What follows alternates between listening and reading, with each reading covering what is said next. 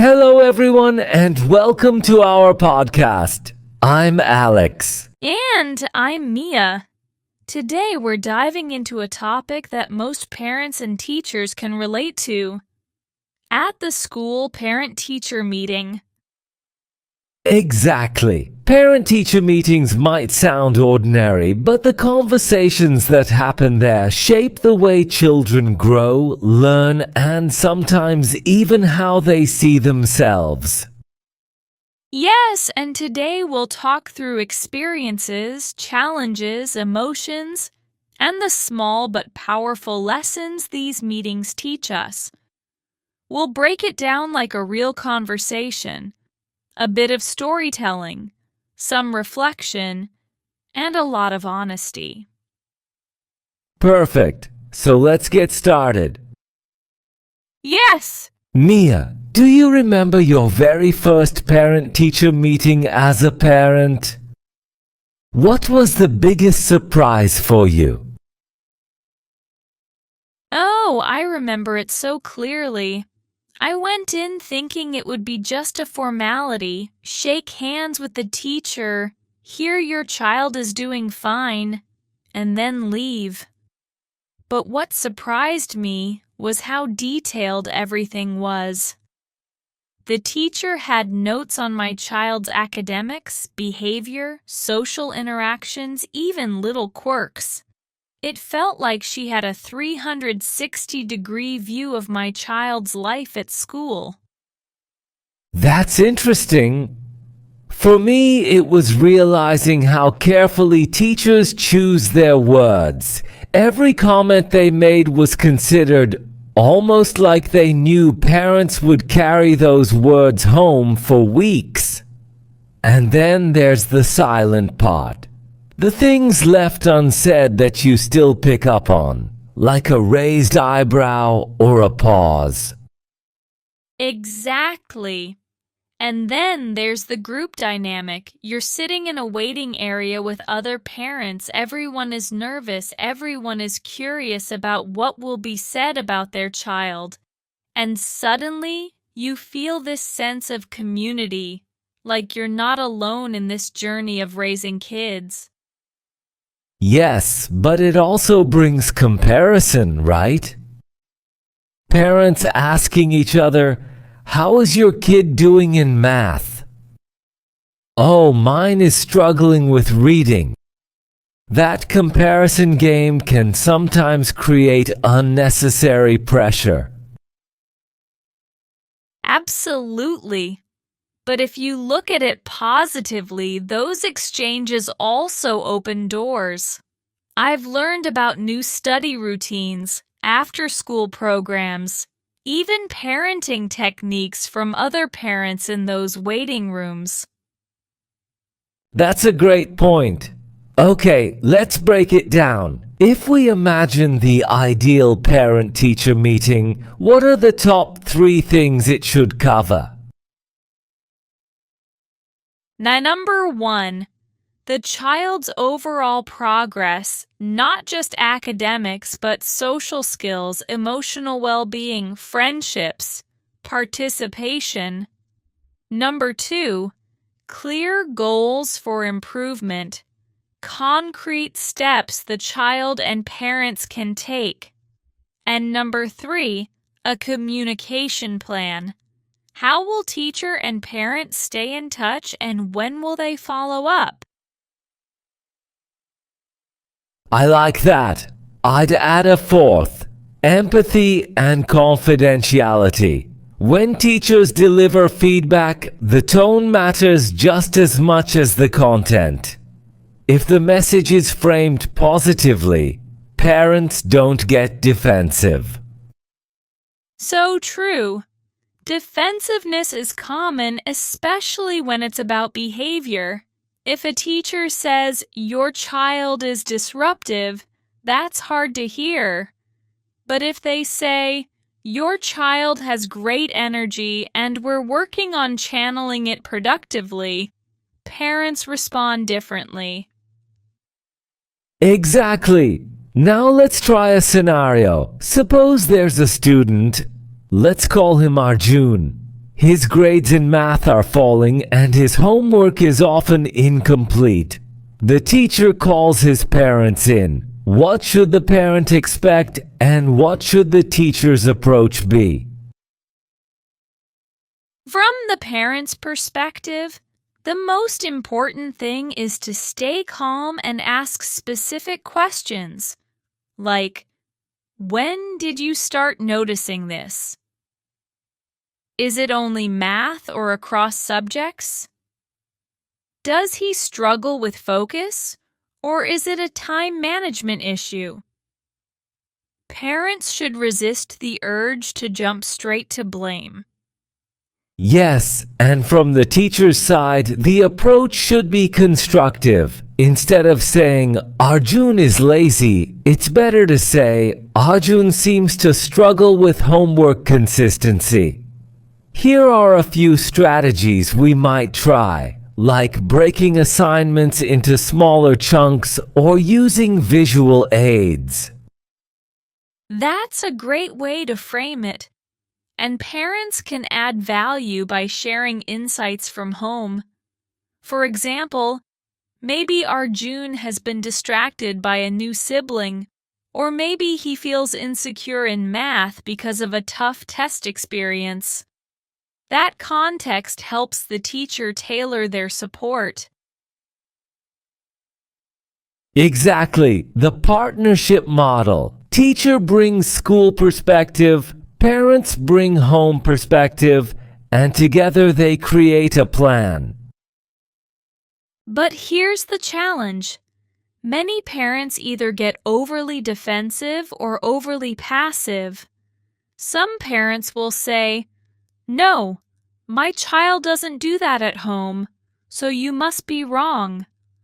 Others will just nod at everything without asking questions, and then nothing changes at home.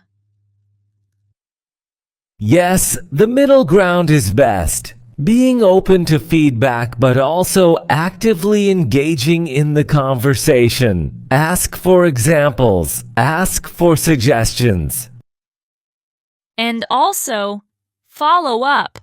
One of the most valuable things a parent can do is to write down the teacher's suggestions and then actually check back in after a few weeks. Teachers really appreciate when parents come back and say, "We tried the reading routine you suggested and it worked." That's such an important point, because otherwise, parent-teacher meetings can become a yearly ritual instead of a meaningful partnership. Exactly. Do you remember a time when you left a parent-teacher meeting feeling really encouraged?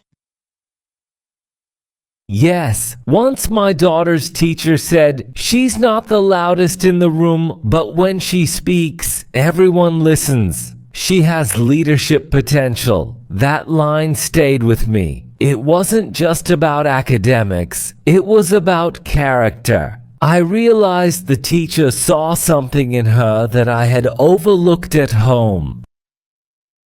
Wow, that's powerful. And that's the beauty of these meetings. Sometimes teachers notice strengths we don't see as parents because we're so focused on grades and routines. Exactly. And sometimes the reverse is true too. Parents notice strengths at home that don't show up in school, which is why dialogue matters so much. Yeah! Okay, let's shift gears. Imagine a more difficult scenario. The teacher says, "Your child has trouble paying attention in class." How should parents handle that? Well, the instinct is to feel embarrassed or even angry. But the smarter way is to treat it like data, not judgment. Ask, when exactly does my child lose focus? Is it during long lectures, group work, or independent tasks? That way, you can pinpoint patterns. Right, and then ask, What strategies have you tried in class and how can we reinforce them at home? That creates consistency. Maybe the teacher uses visual cues or seating changes or short breaks. Parents can mirror some of that at home during study time. Exactly. And if attention struggles persist across settings, it might be time to consider an evaluation for learning differences. But that's a longer conversation handled delicately.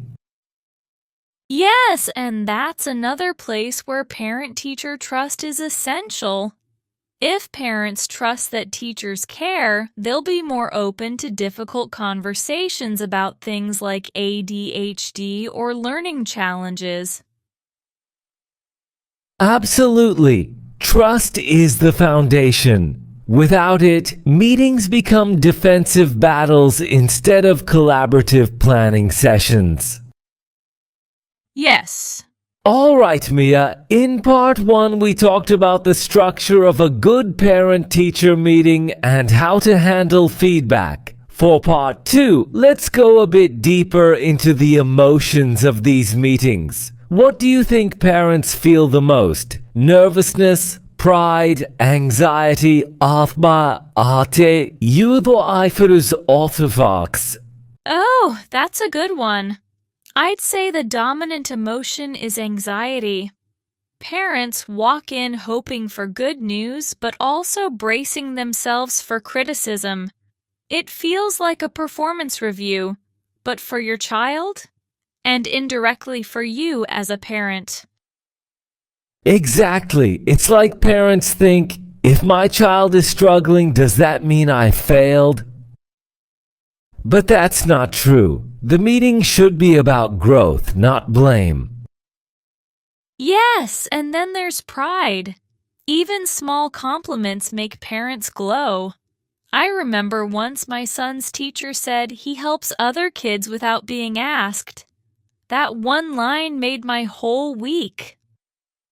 That's so relatable, and it shows how much power teachers' words carry. A single comment can either lift a parent's spirit or weigh them down with worry. That's why teachers also need training on how to deliver feedback. The balance between positive reinforcement and constructive criticism is delicate. Right. Too much positivity without substance feels fake, and too much criticism feels crushing. Parents walk away either confused or discouraged. I think a 3-to-1 ratio works well. 3 positive observations for every constructive one. That way, parents know their child's strengths are seen, while still recognizing areas to work on. That's brilliant. And the strengths give parents the motivation to actually work on weaknesses. Exactly. Now, let's dive into another scenario.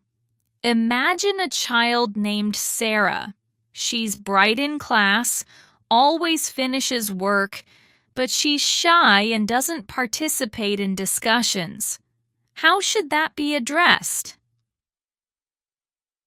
Well, from the teacher's side, I'd say something like, Sarah shows strong understanding in her written work, but she's hesitant to speak up. I'd like to encourage her confidence by giving her small chances to share. That frames it as a skill-building opportunity. And from the parent's perspective, the question is, how do we support that at home? Maybe role-play discussions or encourage her to share her opinion at dinner. Parents can create safe spaces where children practice speaking without fear. Yes, because sometimes shyness isn't a weakness. It's just a different style. But helping kids find their voice is still important. Right. And teachers need to recognize that quiet doesn't equal disengaged. Some of the best thinkers are the quietest in the room. Absolutely. Now, let's flip the scenario. Suppose a child is overly talkative, constantly chatting, distracting others. How should that be handled? That's tricky. If a teacher just says your child talks too much, parents feel embarrassed. But if the teacher says your child is very social and expressive and we're working on helping him balance that energy in class, it feels different. Yes, and then the discussion can focus on strategies, seating arrangements, giving the child leadership roles so that energy becomes productive. Parents can also help by teaching self-regulation skills at home, like practicing when it's time to speak and when it's time to listen. Exactly. It's not about silencing the child, but guiding the energy. Yes, and that's why I love when teachers give specific examples. During group work, he dominates the conversation is more useful than he talks too much. So true. Specific feedback equals actionable steps. Let me share a personal story. Once my daughter's teacher told me she often daydreams in class. At first I panicked, but then the teacher added, "When she's engaged, her creativity shines." She wrote a story that amazed me. That balance helped me see daydreaming not just as a problem, but as a sign of imagination. That's beautiful. And it shows the importance of framing. If it had just been she daydreams, you'd have left worried, but paired with strengths, it becomes constructive. Exactly. Teachers have the power to shape not just children's learning, but parents' mindset too. That's such a big point. Okay, let's zoom out. Do you think parent-teacher meetings should happen more often than once or twice a year? Honestly, yes, twice a year isn't enough. Kids change so quickly, I think quarterly meetings or even shorter monthly check-ins would be ideal. They don't have to be long, but regular communication keeps everyone aligned. I agree. And technology helps here. Even a quick video call or progress email can bridge the gap. It doesn't always have to be face-to-face in school. Yes!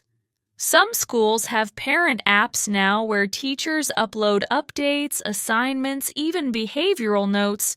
It reduces the surprise factor at meetings. That's good because one of the worst feelings is walking into a meeting and hearing a major issue for the first time. Exactly. No parent likes being blindsided. If there's an issue, teachers should flag it early. And parents too. If something big is happening at home, they should let the teacher know, like a family move, illness, or divorce. Those things affect a child's classroom behavior. I don't. Yes! I remember once I told my son's teacher about a family emergency and she was so understanding. She gave him extra time on assignments and checked in with him emotionally. That kind of partnership makes a huge difference. That's beautiful. And it highlights something we don't talk about enough. Empathy goes both ways. Parents need empathy for teachers too.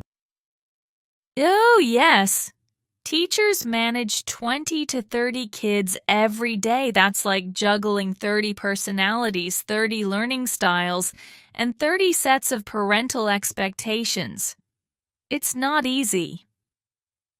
Exactly. So when parents go into a meeting ready to attack, it creates a wall. But if they approach with empathy, it opens dialogue.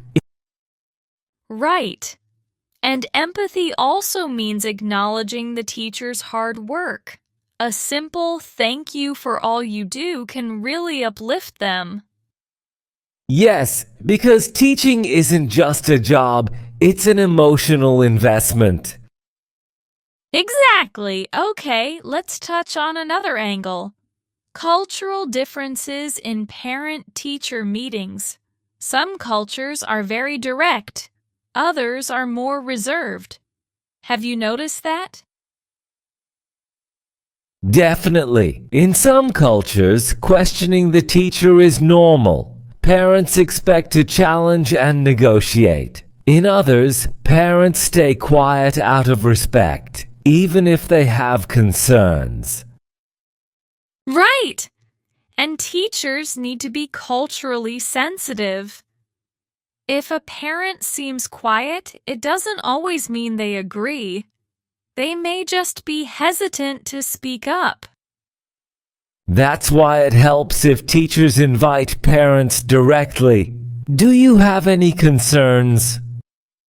Is there something you see at home that we should know? Yes, that open invitation makes a huge difference. And for parents, it's important to remember that speaking up respectfully is not being rude. It's being a partner. Absolutely. Because at the end of the day, the goal is the same, helping the child succeed. That's the golden thread through all of this. Absolutely. Okay, Mia, we've covered a lot so far. From handling feedback, emotions, difficult scenarios, and even cultural differences. For this last part, let's go into some bigger picture reflections. What do parent-teacher meetings really mean for the long-term growth of children?